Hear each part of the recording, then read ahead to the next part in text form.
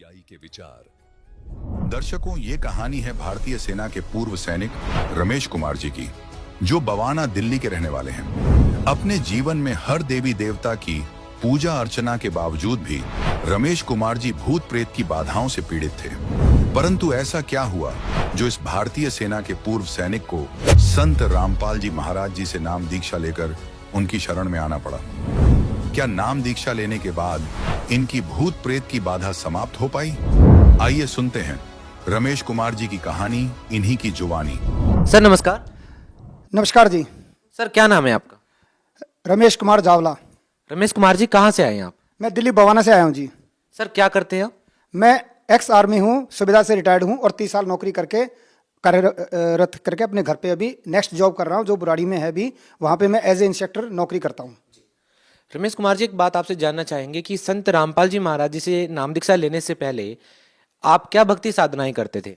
मैं हिंदू धर्म में प्रचलित तकरीबन सभी पूजाएं करता था। जैसे माता वैष्णो के नवरात्रे रखना, वो भी मैं रखता था 9 दिन, और छोटी छोटी बच्चियों के पांव धो करके और अपने पूरे व्रत को पूरे 9 के 9 दिन निभाता था। साथ में हनुमान जी की भी और दुर्गा माता की भी, और जितने भी देवी देवता थे मेरे मंदिर के अंदर सारे के सारे सजे हुए थे, और मैं शाम को उनकी ज्योत भी लगाता था। और यहाँ तक कि हनुमान जी जो प्रचलन में हमारे हिंदू धर्म में हमेशा से रहे हैं, उनके मैं प्रॉपर जो है हनुमान चालीसा, उसमें एक आता है 7 बार पाठ कर जो ही, ऐसा उसमें वर्णन आता है।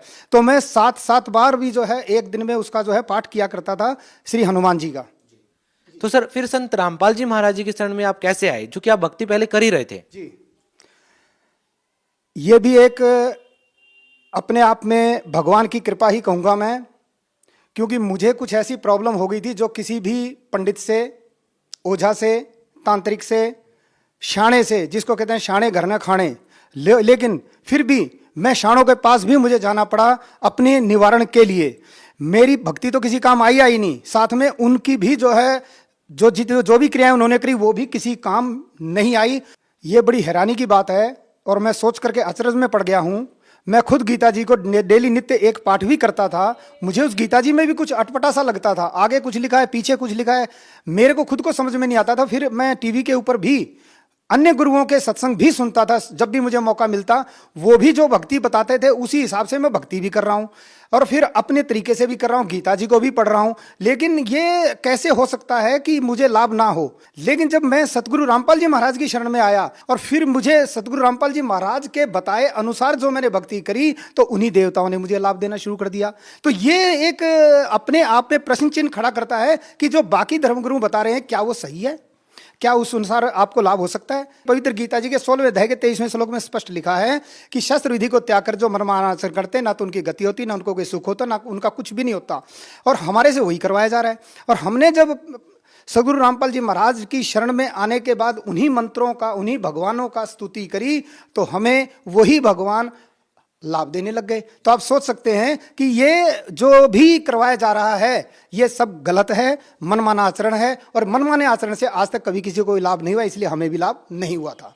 मैं आम जनता से प्रार्थना करता हूं और अपने विचार स्पष्ट तौर पर रख रहा हूं कि जो हमें पवित्र गीता जी में लिखा गया है एज इट इज नहीं बताया जा रहा है, उसके विपरीत बताया जा रहा है। कभी भी कहीं पर भी गीता वाचक के पास आप जाइएगा, वो सिर्फ मौखिक बोलेंगे कि गीता जी में ये लिखा हुआ है, गीता जी में ये लिखा हुआ है, लेकिन कभी भी आपको उसका पेज नंबर, श्लोक नंबर खोल करके नहीं दिखाएंगे। लेकिन ये काम हमारे सदगुरु रामपाल जी महाराज ने खोल करके दिखाया है, प्रमाणित करके दिखाया है कि जैसे पवित्र गीता जी के 7वें अध्याय के 15वें श्लोक में स्पष्ट लिखा है, तीनों गुणों की भक्ति करने वाले, यानी कि तीनों देवताओं की पूजा करने वाले, आसुर स्वभाव को धारण किए हुए मनुष्यों में नीच, दुष्कर्मी, मूढ़ लोग मुझे भी नहीं भजते, ये गीता ज्ञानदाता प्रभु यानी कि ब्रह्मदेव स्वयं ज्ञान दे रहे हैं। तो इसीलिए हमें जो मनमाने आचरण से, जो अपनी मनमाने तरीके से जो प्रवचन करते हैं, उन सभी से भी प्रार्थना है कृपया करके सही रास्ता और सही विधि को अपना करके ही हमें भक्ति करें, जो कि सदगुरु रामपाल जी महाराज जी हमें बता रहे हैं। लेकिन अन्य जो धर्मगुरु हैं वो हमारे को कभी भी इस सच्चाई से अवगत नहीं होने देते और हमारे को इससे दूर ही रखते हैं, बाकी अपनी अन्य कथाओं में उलझा करके, और हमारे को ऐसे ही भक्ति करवाते रहते हैं और अपने ही जाल में फंसा करके रखते हैं कुल मिला के। और ऐसे ही वेदों के बारे में आप देख सकते हैं कि वेदों में साफ और स्पष्ट लिखा हुआ है कि वो पूर्ण परमात्मा हमारे पाप कर्म काट सकता है। जितने जो संत हैं यही बोलते हैं कि जी ये पाप कर्म है, आपको भोगना पड़ेगा, जबकि सदगुरु रामपाल जी महाराज कहते हैं कि पाप कर्म पूर्ण परमात्मा काट सकता है और उसकी भक्ति से ही कट सकते हैं। सर, अब आपसे ये जानना चाहेंगे कि संत रामपाल जी महाराज जी आपको बताते हैं कि पाप कर्म कट सकते हैं भक्ति करने से। क्या संत रामपाल जी महाराज जी से नाम दीक्षा लेने के बाद आपको क्या कोई लाभ मिले? जी, मैं आज जो आपके सामने खड़ा हूं जीवित और स्वस्थ, ऐसा सदगुरु रामपाल जी महाराज ने करके दिखा दिया। मेरी मृत्यु 2008 में हो जाती, क्योंकि ये मैं इसलिए कॉन्फिडेंस से कह सकता हूं क्योंकि मैं 1 के पास, 2 के पास, 3 के पास, कईयों के पास गया, सभी ने एक ही जवाब दिया कि भाई आपको यह समस्या, एक प्रेत बाधा थी मुझे। उसी प्रेत बाधा के अंतर्गत मेरे पिताजी चले गए इस दुनिया से, और वो उसके बाद मेरे को पकड़ लिया, और मैं एक फौजी होने के नाते मुझे पता था कि मैं फिजिकल फिट हूं और मेरे को ये शारीरिक कोई भी प्रॉब्लम नहीं हो सकती, इसलिए मैं डॉक्टर के पास कभी भी नहीं गया। मुझे पता था कि मेरे को समस्या क्या है, इसलिए मैं इस रास्ते को नहीं मानता था, लेकिन फिर भी मेरी मजबूरी बन गई कि मुझे जाना। मैं उनके पीछे गया, मैं शाणे के पास भी गया, एक शाणे के पास गया, मैं वहां पर उससे पूछा कि भी कैसे कैसे करना, चावल लेना है, इसको खिलाना है, वारना है। तो मेरे दिमाग में प्रश्न उठता था कि भाई मैंने वारना क्यों है। तो बोला ठीक है अभी बोला है, तो बस मन मार करके मैं जाता था। कुत्ता भी मेरे से डरता था। आज मैं आपको अगर बताऊं तो शायद कोई जो भी मेरे को सुन रहा होगा पता नहीं यकीन करेगा कि नहीं करेगा। कुत्ते को मैं रोटी खिलाने के लिए जाता था, कुत्ता मेरे हाथ से रोटी नहीं खाता था, कुत्ता भी मेरे को डर करके मेरे से भागता था। मैं गाय के नजदीक से निकलता था, गाय भी खुट्टे के चारों तरफ ऐसे जैसे तोड़ देती है खुट्टा, ऐसे भागती थी बुरे तरीके से। तो मुझे तो पता चल जाता था कि हाँ भाई मेरे अंदर वो है, वो दिखाई इंसानों को नहीं दे रहा है लेकिन जानवर को दिखाई दे रहा है। उसके बाद मैं ब्रेक मारता था गाड़ी के, मैं गाड़ी चला, मैंने बहुत गाड़ी चलाई है, मैं ब्रेक मारता था, मेरे से ब्रेक नहीं लगता था, और लास्ट में बिल्कुल एंड पॉइंट के ऊपर आकर के जब एक्सीडेंट होने वाला होता था तब जाकर के मुझे जो है ब्रेक लगते थे। मैं कई बार बचा ऐसे। तो अपने मन में ये धारा कि अब तू कभी भी भाई गाड़ी नहीं चला पाएगा, अब तुझे गाड़ी चला देना छोड़ देना चाहिए। तो मैं गाड़ी चलाना मैंने छोड़ा तो नहीं, लेकिन अब कम कर दिया मैं, क्योंकि मुझे मौत नजर आने लगी। वैसे भी मुझे पता था कि मेरा शरीर डेली काला पड़ गया था। आज आप देख सकते हैं मैं बिल्कुल एकदम हठा कट्टा चंगा आपको नजर आ रहा हूं, और कॉन्फिडेंस भी, और सारा भगवान ने सब कुछ दे दिया मुझे। और उस समय मैं काला पड़ गया था, बिल्कुल सूख गया था, और मेरे अड़ोसी पड़ोसी भी ये कहते थे कि भाई ये जो है मतलब हो गया, इसको कुछ हो गया। वो जो हो गया वो मुझे पता था। मैं फिर इसी तलाश में रहा कि जब मैं इन भगवानों से थक गया, पूरी पूजाओं से थक गया, पूरे शाणों से थक गया, पूरे जो है पीर पैगंबरों से भी थक गया, चारों तरफ से बिल्कुल निराश हो गया, तब मेरे एक दिन दिमाग में आई कि तू गुरु बना कोई। अब गुरु ही इस रोग को काट सकता, बाकी कोई नहीं काट सकता। चलो भाई, अब मैंने गुरु की तलाश शुरू करी। जब मैंने 2007 में गुरु की तलाश शुरू करी तो उस समय जो पिक्चर में थे वो आसाराम जी थे। तो आसाराम जी का टीवी के ऊपर, और बाकी और 1-2 बाबा और थे जो डाडी डूडी वाले थे। तो मेरे को जो है उनका जो बाहरी जो सिस्टम है वो अच्छा लगा, मैं उससे प्रभावित हुआ, और मैंने वो प्रभावित होने के लिए मैंने बोला चलो इनसे नाम लूँगा मैं, इनको पता करो कहाँ हैं। मैंने जब पता किया तो वो अहमदाबाद में थे कहीं, बोला अहमदाबाद में है। मेरे मन में फिर एक प्रश्न उठा, अहमदाबाद तो हरियाणा, यहाँ से दिल्ली से बहुत ज़्यादा दूर है भाई, मैं हरियाणा का रहने वाला हूँ वास्तविकता में। तो भगवान से मैंने एक प्रार्थना करी, है भगवान यहीं के रोहतक तक के नज़दीक मिल जाए तो मेरा काम साथ ठीक ठाक बन जाए। बाकी गुरु की महिमा का इतना जब मुझे पता नहीं था, लेकिन मेरे मन में धारणा आई कि मैं यहीं कोई नज़दीक से मिल जाए तो मेरा काम बन जाए। तो मेरे को जब ये प्रॉब्लम थी तो मेरी बहन को भी पता था मेरी प्रॉब्लम का, जो कि पिंजौर में है भी। उन्होंने मेरे से पहले नाम ले रखा था 2-3 साल पहले, 2005 या 6 में। तो मेरी बहन, मैं छुट्टी पर आया हुआ था, तो मेरी बहन का मेरे पास कॉल आया कि भैया आप आ जाओ। तो मैं पिंजौर गया, वहाँ पे एक सीवण के पंडित हैं, सीवण एक गाँव है करनाल के पास है, तो वहाँ पे मैं उनके पास गया। तो उन्होंने, पंडित जियों ने, वो दुर्गा के पुजारी थे, उन्होंने एक इतना मुट्ठी भर के मिर्च जो है मेरे को मंत्र अभिमंत्रित करके और मेरे को दे दी, बोला इसको खा जाओ। मैंने उसको खा लिया क्योंकि मेरे को डर था। मैंने जैसे ही उसको खाया, खाते ही मुझे वो ना तो चरचरी लगी ना कुछ लगा। मैंने उसको जैसे ही उसको खाया, मेरे मुख से ऐसे कुछ बाहर निकला, जैसे कुछ एकदम फक ऐसे, और जैसे ही वो मुख से जैसे हवा सी निकलती है वैसे निकला, तो मैं बिल्कुल स्वस्थ हो गया। मैंने बोला पंडित जी मैं तो बिल्कुल सही हो गया हूँ, मेरे को तो कोई प्रॉब्लम ही नहीं है, अब तो मैं घोड़ा दोबारा से बन गया। बोला ठीक है जी। उसने कुछ नहीं बोला, उसने फिर हमारे को सच्चाई बताई कि भाई वास्तविकता ये वही बताई जो पहले किसी ने मुझे बता रखी थी, भाई आपके जो है प्रेत जो है बाधा है। तो मैं उसकी बात को मान करके चलो जी इसको दूर करो। फिर वो बोले जी इसका आपके घर पे तो भागवत गीता की पाठ करनी पड़ेगी। मैं बोला जी अभी तो करवाए थे मैंने, 25,000 रुपये लगे मेरे उसमें। बोले वो फेल हो गए, अब दोबारा कराओ। ठीक है, अभी हम दोबारा करा देंगे, कोई बात नहीं। हमने सभी ने जो है प्रोग्राम करके दोबारा फिर भागवत गीता के मैंने छुट्टी भी ली। 7 दिन हनुमान मंदिर के ऊपर एक बड़ा हमारे यहाँ नहर है, वहाँ पे उन्होंने रखा पाठ। मैं डेली सुबह उनके लिए फल फ्रूट वगैरह वगैरह सब कुछ लेके जाता और वहाँ पे हमारा पाठ हुआ। उसके बाद भी जो है मेरा कुछ राहत जरूर मिली, लेकिन वो राहत फिर नहीं मिली। 2-4-10 दिन के बाद फिर मैं वो पंडित जी को बोला, मैं कहा पंडित जी फ़ोन करके मेरा तो जो है काम बना नहीं। वो बोले जी 42 दिन का पीरियड है, आप थोड़ा सा इंतज़ार कीजिए। चलिए जी ठीक है। फिर एक और पंडित था उन्हीं के साथ में, उन्हीं की टीम में जो है, वो बोला जी तो आप मेरा नंबर ले लो, आपको कोई तकलीफ होती है ना तो मेरे को कॉल करो। तो मैं उसी को कॉल करता था, तो वो मेरे नाम के कोई मंत्र जाप करता था, मुझे थोड़ा बहुत राहत उससे। मैं लेह में था उस समय, क्या बोलते हैं उसको, पानी के अंदर सिंदूर डाल करके सुबह सुबह जो है सूरज को देना होता है, तो मैं वो कार्रवाई करता था, सवेरे उठ जाता। और उसके अलावा भी मेरे को जो है जो भी मंत्र वगैरह छोटा मोटा दे रखा था तो मैं उसको, लेकिन फिर भी मुझे इतनी ज़्यादा राहत नहीं मिल रही थी। लेकिन मैं लगा जरूर था क्योंकि और कोई चारा मेरे पास था ही नहीं। तो वो पंडित जी कुछ करता तो था, फिर उसके पास इन्वर्टर भी नहीं था। वो एक दिन मेरे को ज़्यादा तकलीफ हुई तो मैंने उसको फ़ोन किया, तो बोला जी मैं आपके नाम कैसे जपूँ, मेरे पास तो इन्वर्टर भी नहीं है, मेरे पास यहाँ लाइट नहीं है, हरियाणा में लाइट नहीं रहती। मैंने उसको 6,000 रुपये के करीब जो है इन्वर्टर के भी पैसे दिए, उसके अकाउंट में डाले कि भी ठीक है अभी आप 6,000 रुपये ले, इन्वर्टर खरीद, लेकिन मेरे नाम का जाप कर।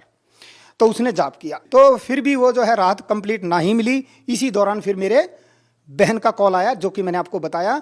और मैंने फिर, बहन ने क्या किया, मुझे एक परमेश्वर का सार संदेश है, इतनी मोटी किताब है परमात्मा की, सदगुरु रामपाल जी महाराज के द्वारा लिखित जो है, और उसके ऊपर कुछ भी मूल्य नहीं था, सिर्फ यही था कि पढ़ो और पढ़ाओ, और कोई मूल्य नहीं था। और उस पुस्तक को मैं लेकर के अपना, मैं उस समय जोधपुर में था पोस्टिंग, तो मैं वहाँ पर लेकर के उसको गया। मैंने भी पढ़ा और साथ में अपनी माता जी को भी पढ़ाता था मैं उसको। तो मैंने उसको पढ़ करके जब उसको पढ़ा, सारे को देखा, मैं बोला हाँ ये बाबा जी जो है ना, गुरु जी काम करेगा, ये ठीक है।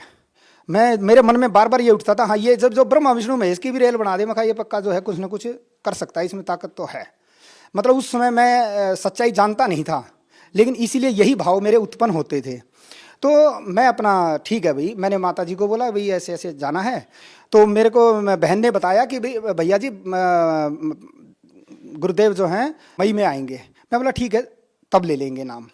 तो मैं जून में गया, जून में जाकर के कबीर साहिब जयंती के ऊपर मैंने परमात्मा से, गुरु जी से, सदगुरु रामपाल जी महाराज जी से नाम दीक्षा प्राप्त की। उसके बाद नाम दीक्षा लेकर के मैं वापस अपने घर चला गया। जब मैं वापस अपने घर चला गया तो मेरे को 15 दिन तो रही जी राहत, 16वें दिन मेरे पेट में वही दर्द और वही समस्या दोबारा हुई। तो मैं ये सोचने लग गया कि हे भगवान, गुरु जी की सामने टीवी के पर संध्या आरती चल रही थी, ड्यूटी पे मुझे जाना था, मैं अपनी ड्रेस पहन करके ड्यूटी के लिए तैयार था, भोजन सामने रखा हुआ था, भोजन प्रसाद में ले रहा था, और गुरु जी की साथ में जो है संध्या आरती भी चल रही थी। मैं रो भी रहा था, खा भी रहा था, गुरुदेव को भी याद कर रहा था। हे भगवान ये क्या है, अगर ये रोग आपसे भी दूर नहीं हुआ ना, अब ये पृथ्वी पे किसी से भी दूर नहीं होने वाला। लेकिन हाँ, हे बंदी छोड़, हे भगवान, हे सदगुरु रामपाल जी महाराज, अगर मर जाऊंगा कोई दिक्कत नहीं है, मरना तो है ही एक दिन हमने, लेकिन ये दुख जरूर रहेगा। हे सदगुरु रामपाल जी महाराज आपका साथ मुझे कम मिला। बस इतना मैं अपने मन ही मन में भाव बना रहा था। विदिन 5 to 7 मिनट्स मेरा दर्द ये नहीं पता कहाँ चला गया। वो दिन है और आज का दिन है, बंदी छोड़ सदगुरु रामपाल जी महाराज की दया से स्वस्थ हूँ, मस्त हूँ, बढ़िया हूँ, अच्छी नौकरी करके आया हूँ और अच्छी ही नौकरी अभी कर रहा हूँ। परमात्मा की ऐसी दया रही है मेरे ऊपर कि उसका मैं कोई गुणगान नहीं कर सकता, कोई बयान नहीं कर सकता। और तो और मेरे बच्चे को भी, मेरा लड़का, आप यकीन नहीं मानेंगे, क्या किसी भी बच्चे का अस्थमा ठीक हो सकता है? किसी का भी, किसी भी डॉक्टर साहब से पूछिए आप, नहीं हो सकता। अस्थमा ठीक होता ही नहीं है, सांस की बीमारियों कभी ठीक नहीं होती है। और उसके बाद उसके सिर में ऐसी पीप बनती थी जैसे फोड़े फुंसी की पीप होती है। मैं डेली उसको रेजर से जो है हर रगड़ता था, डिटॉल लगाता था, 2-4 दिन राहत मिलती थी, फिर वही पापड़ी लग जाती थी। कुल मिलाकर के बच्चे का जीवन बर्बाद था।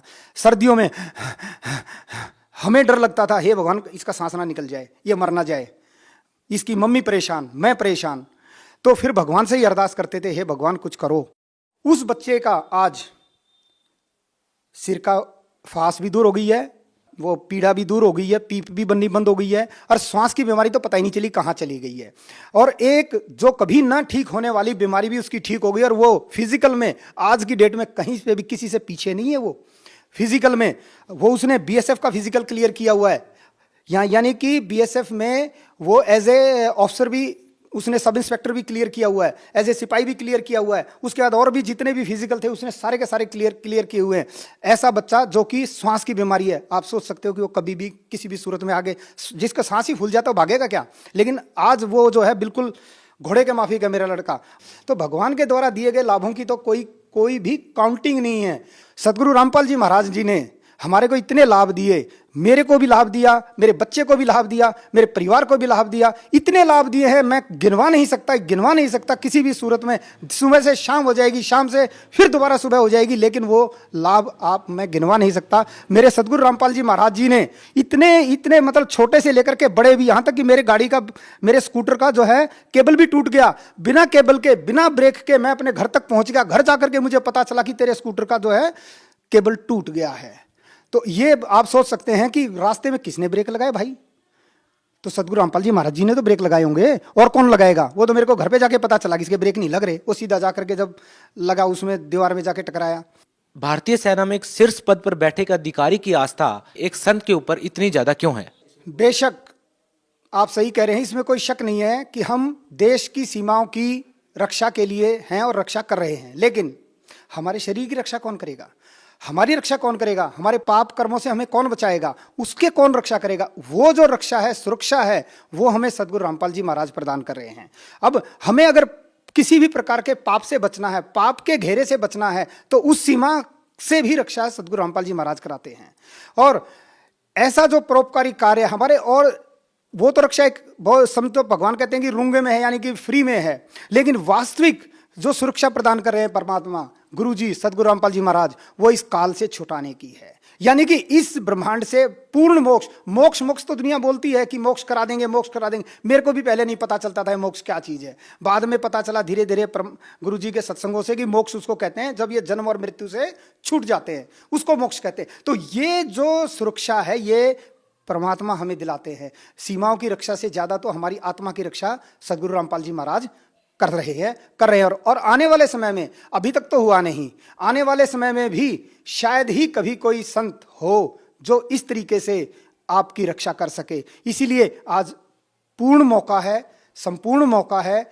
इस मौके को अपने जीवन काल रहते हुए, यानी कि अपने मनुष्य जन्म के रहते रहते समझ जाओ, जिससे कि आप इसका लाभ उठा सकते हैं, और सदगुरु रामपाल जी महाराज आपको वो सुरक्षा प्रदान कर देंगे जिसके लिए हमारे को ये मनुष्य शरीर दिया गया है।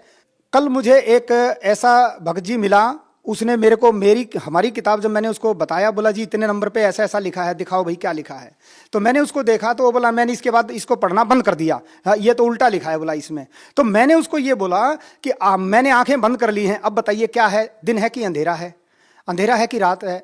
बोला जी दिन तो दिन ही है। मैंने आंखें बंद करी है तो मेरे लिए अंधेरा है, लेकिन वास्तविकता में वो दिन है। मेरे आंख बंद करने से सच्चाई छुप नहीं सकती, जो सच्चाई है वो तो सच्चाई ही है, तो उसको पढ़ने में ही हमारा हित है। तो सभी भक्तात्माओं से प्रार्थना है, इस परमात्मा सदगुरु रामपाल जी महाराज द्वारा लिखित सभी प्रमाणित पुस्तकों को पढ़िए। फिर भी अगर को आपका कोई शंका रहता है तो हिंदू धर्म के जितने भी ग्रंथ हैं उनको भी खोलिए और उन दोनों को टैली कीजिए, मिलाइए, मिलान कीजिए। मिलान करके जब आपका पेटा भर जाए, जब आपको संतुष्टि प्राप्त हो जाए, उसके बाद आप इस पथ पर आगे कदम बढ़ाइए। बहुत बहुत धन्यवाद जी। सत साई।